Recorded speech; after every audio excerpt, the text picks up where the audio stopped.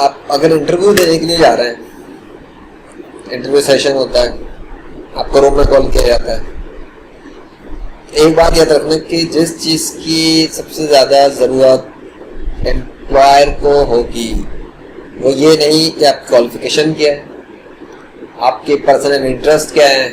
We don't care at all.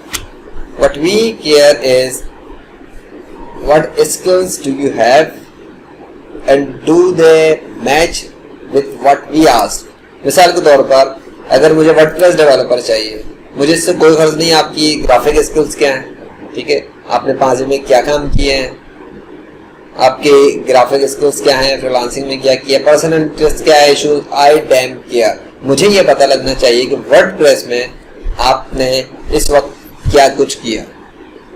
For example, all your WordPress skills matters when you are in the interview, because the position is for WordPress developer. We will care if you are experienced in WordPress skills, WordPress theme development, WordPress plugins, WordPress customization and custom WordPress themes, and experience with whatever plugins experience you have with WordPress.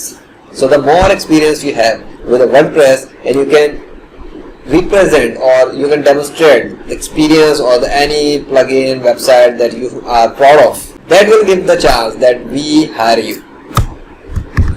इसके अलावा वो matter नहीं करता. बाकी चीज़ें हैं आपकी, मतलब आपकी डिग्री क्या है या दीगर स्किल्स क्या है, वो बहुत लो प्रायोरिटी पे जाएंगी.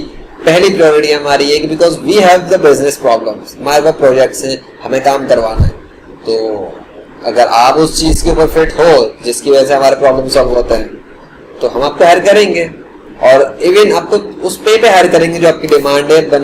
बस शर्त ये क्या है कि you must have the skills and you should demand for it.